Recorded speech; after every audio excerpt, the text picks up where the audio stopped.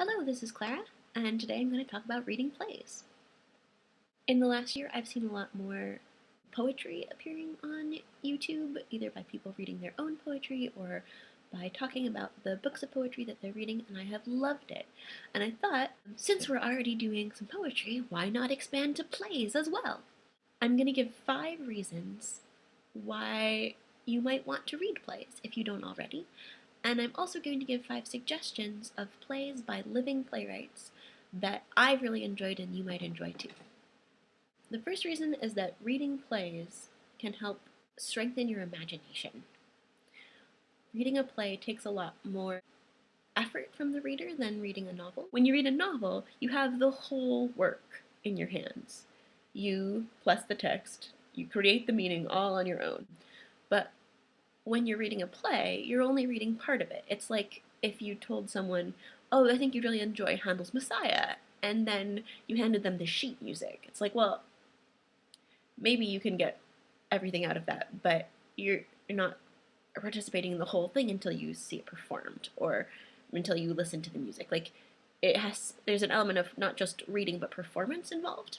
You're reading a play, you need to use your imagination to picture what the actors look like, picture how the action is playing out on stage, imagine the sets. There's a lot of work that goes into reading a play. So the second reason goes along with that, and that is that plays are really short. So yes, plays demand a lot of you, but they don't demand a lot of you for a long time. So like, here is a novel I recently read, Gap of Time by Jeanette Winterson, and here is a play.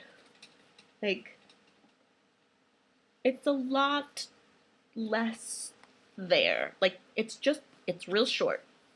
And this isn't even a particularly long novel. Its one is 280 pages. So, yes, it's a challenging thing to read a play, but it's not challenging in the way that committing to a 800-page novel is challenging. There's a limit to the challenge. So the third reason is that I think that reading plays will make you a better reader.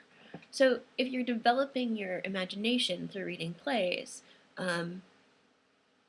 bringing to mind a vivid picture of what could be going on or the different varieties of how something could be interpreted, that skill set will serve you extremely well when you are reading novels.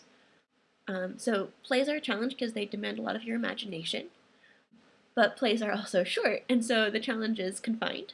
And building that imagination will make you a better reader in general.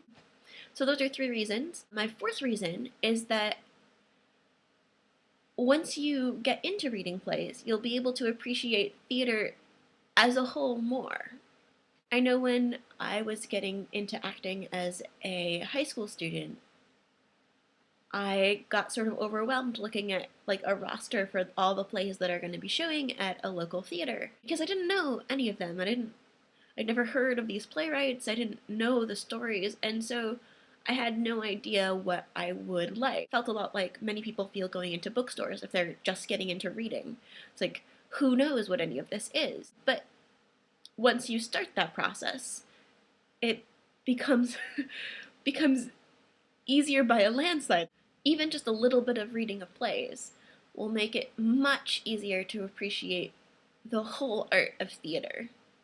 And the 5th reason that I think you might consider reading plays is that there's a lot of joy that people take on YouTube or in general about comparing books with movies. If you like that conversation, the conversation of like page to screen, you can have that conversation so much more when you're talking about plays.